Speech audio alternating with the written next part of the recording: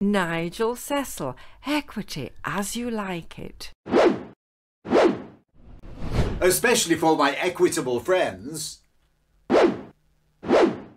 Hello, Chakabutties. Nigel Cecil here. Moi, entertainment entrepreneur. Moi. Yes, indeed, moi. It is. It's me real, isn't it, Hilary? Yes. Responding to comments and questions and observations sent in from my equitable friends to this email address. It's up there this time, Hilary. Why? Anyway, welcome. But may I make it clear? This particular topic raised by my equitable friends is not one that Nigel is commenting on for or against, because the question raised is the implications of the way equity has acted on the ability of members to feel free to express their personal and political beliefs, both in their private and professional capacity. Now, what's it all about? Well, a tweet appeared from Equity, joining with I believe the TUC and some other trade unions, calling upon a director of Birmingham 2022, is it the Commonwealth Games, Hilary? Yeah, well, something like that, to be distanced because they tweeted something apparently concerning refugees, saying they supported government policy. Well, Priti Patel got mentioned, I believe. Yes, well, here's the tweet from Equity. Now, as my equitable friends pointed out to moi, that clearly refers to refugees. And it's probably worth noting, yes it is, Hilary, that it's not illegal for persons to claim asylum in the United Kingdom. Indeed, the United Kingdom is a signatory to the 1951 Convention on Refugees, and there's a clear lawful definition of refugees. But illegal arrivals into the UK is something completely different.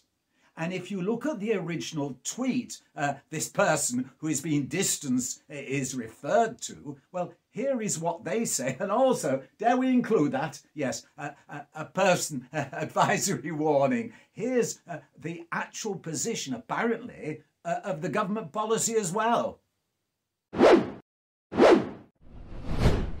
Will mean that anyone entering the UK illegally, as well as those who have arrived illegally since January the 1st, may now be relocated to Rwanda.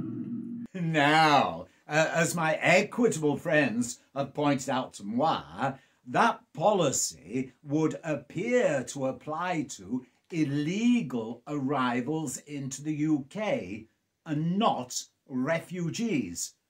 But that statement was made on behalf of Equity. And there's some 47,000 members of Equity. So one would think that perhaps some members of Equity, given that clarification, will support government policy.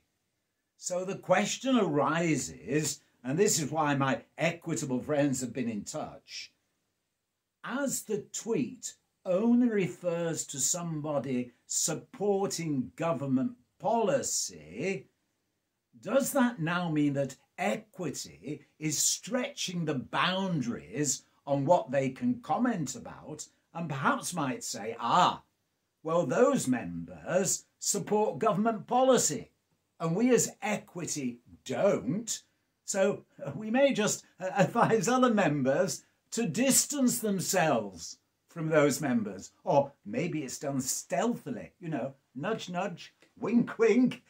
They don't support what we support. Now, does that therefore venture onto the rights of members to be able to express their personal and political beliefs both in their private and professional capacity? For example, if we're just talking about government policy, there will be some members within the 46,000 who say, BBC, public service broadcasting, sack the BBC. We don't want to know about it. Now, if they were to openly say that, does that mean because it's against Equity's policy, they should be distanced? Or have they got the right to freely express it? I mean, have a look at this, you see. Equally, there's Equity's policy against government policy about Channel 4. The campaign saved Channel 4. Now, if a member says, well, I support government policy, should they be distanced by Equity? And as Nigel sees it, there's the difficulty. Who decides when a member might be saying something that, well, we don't like as Equity, even though all they're doing is supporting government policy? Surely it must be all right, reasonably all right, for members to express a view that they support government policy.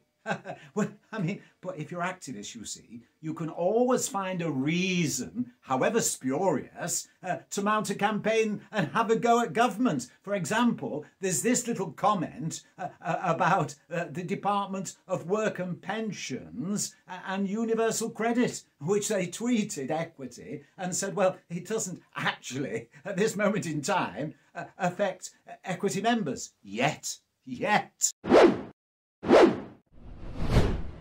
A wonderful word there, Chakabatis, yet, where activists can use it at any time as a hook on which to provide an excuse to mount a campaign.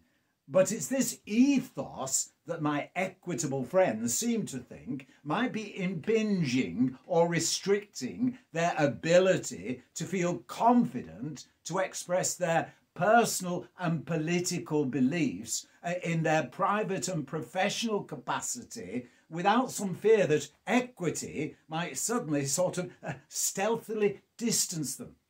Now, that is something anybody might like to care to consider if they're a member of Equity. And in the meantime, until my next video, well, I'm going to consider how to spend £10 million won on the lottery.